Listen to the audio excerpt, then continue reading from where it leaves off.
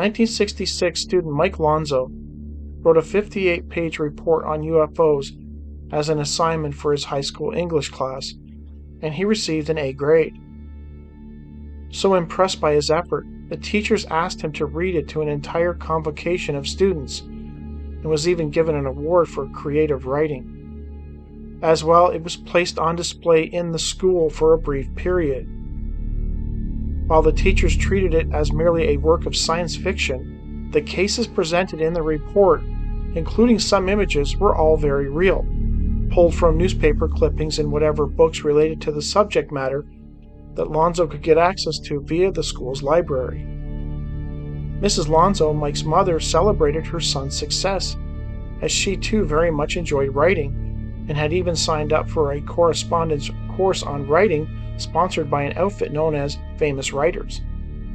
Sadly, the volume of work required by the outfit proved too much for the struggling housewife, as she had other priorities that ate up the vast majority of her time. She ultimately became discouraged, but this freed her up to help her son with his writing. One afternoon in the summer, a strange man knocked on the door of the Lonzo home. Mike described him as wearing an olive green sharkskin suit and having dark, wavy hair and the facial structure of a Filipino or Pakistani man. At the door, the man extended a business card and introduced himself as Mr. Marks, a sales representative for the Famous Writers group. Mrs. Lonzo invited him inside. She was concerned that he had been sent there to chide her on her lack of progress in the writing course. Curiously, that's not what happened. Mr. Marks seemed to be more interested in something else: UFOs. Upon sitting down, he proceeded to ask if either Mike or Mrs. Lonzo had seen any strange aerial objects in the area. Mike promptly volunteered that he had only recently completed an award-winning report on the subject. This seemed to pique Mr. Marks's interest, and he went on to tell Mike that Wright-Patterson Air Force Base had a museum in which captured saucers were, quote, on exhibit there. Like with so many of these cases involving the visitors or the men in black, they always seem to speak in riddle. Like, you kind of have to try to decipher what they're saying. They're never really straightforward. So he said that they had, at this Wright-Patterson museum, that they had a crashed saucer on exhibit, or pieces from it at least. And when I read that, I thought, okay, he's lying, because of course that's not true. But then I thought about it, and I thought, is he lying? Did somebody high up in the government or something surreptitiously kind of place a piece in the museum in an exhibit, and like nobody knows about it except for the visitors? And he was just sort of kind of like telling them that, because it's a really strange thing to say to some kid. So I thought, maybe there is some truth to it. Maybe he was telling him something that nobody else knew at that time, and still don't, I guess. After chatting some more about UFOs, the man offered to take Mike's report to his superiors for possible publication as a pamphlet. Mike nor any of the teachers had ever made a photo duplicate of his report. As far as Mike knew, he was in possession of the only copy, but he handed it off to Mr. Marks anyway.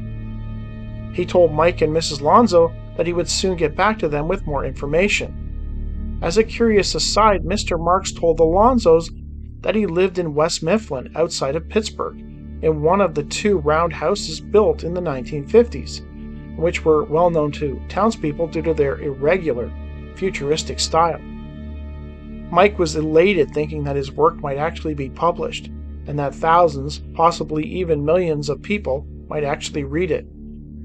Sadly, days would turn into weeks, and no calls or letters ever came from Mr. Marks.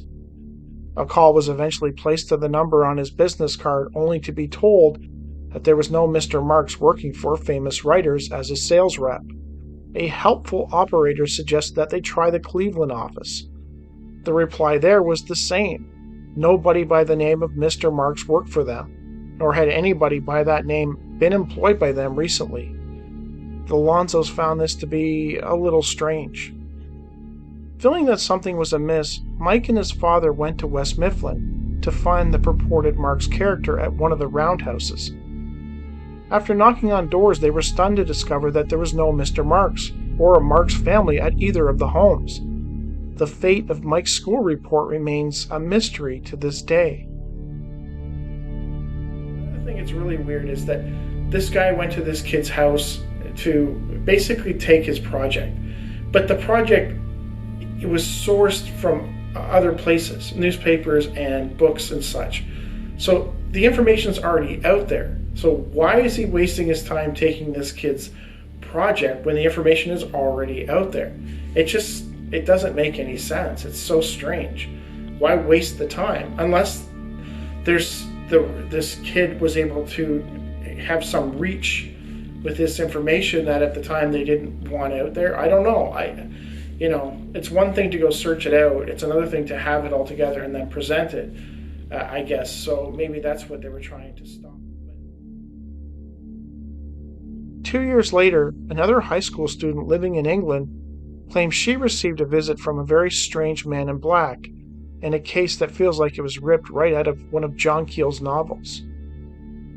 It was May 1968, Scarborough, Yorkshire, England. A 16-year-old student, Adele, no last name was provided, was at home alone when she heard a knock at the door. It was about mid-afternoon. She promptly answered it. She found a strange man standing on her doorstep wearing a tiny pork pie hat and with an, quote, insanely beaming smile. The visitor, who had an extremely florid complexion, was dressed in a nice black suit and a white shirt, though his trousers and jacket sleeves seemed a little too short for his body. After grinning madly at me for what seemed like ages, the man's whole body jerked. Adele told this to UFO investigator Lynn Pickett, whom she spoke to sometime after the encounter. Then he said, "Have you got insurance? Is it now?" Adele found his voice to be most odd, almost like a robot's, jerky and without feeling. She was becoming unnerved and asked him to return later when her parents would be home. At that moment, the man, sweating profusely, took off his hat and wiped his forehead. A thick layer of carelessly applied stage makeup came off on the back of his hand.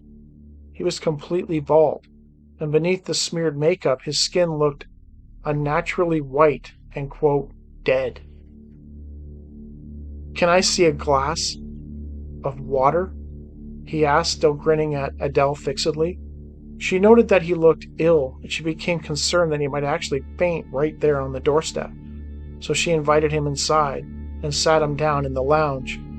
He seemed to walk with a peculiar, jerky steps, quote, like a puppet, and this was hardly helped by the fact that he had his shoes on the wrong feet. Adele promptly left for the kitchen to retrieve a glass of water for him. When she returned, she found him standing by the fireplace, staring up at the carriage clock on the mantelpiece. "He made me so nervous I started to blather," Adele told Pickett. "I told him that the clock was my father's retirement present, which seemed to be some huge revelation to him. He stared at me, still smiling, and said, 'It is your father's time. Is it here and now?' Then he took the glass of water and just looked at it. I realized that he had asked if he could see a glass, and that is what he was doing. After scrutinizing it in a sort of polite way, he handed it back, having not taken even the smallest sip." Adele noted that the man seemed mesmerized by the carriage clock. He stood tapping it repeatedly, musing, your father, his time, his time." Finally he spun around and snapped, "Watch the lights," and giving the clock an affectionate pat, he hobbled out the door without saying another word. Adele actually had to rush past him to open the front door, as it seemed as though he was about to walk straight into it. Once he had left, she ran to the window to see who he visited next, but the salesman appeared to have vanished into thin air. Not long afterwards, a cluster of tiny lights appeared, and danced around the living room for several minutes before vanishing. Adele had no idea what to make of any of it. The strange man, his behavior, the things he said, and the lights. Curiously, the clock that so enthralled the weird salesman suddenly stopped working in the hours after his visit. This final case I will be discussing also comes from England, and it too involves an encounter with a man in black, this time of the flying variety. It was July 19, 1999, 1 p.m. The witness, Evan, a pseudonym, and his friend, both in their 20s, were enjoying a game of football at Colwick Park in Nottingham, England, when they spotted something strange in the sky above.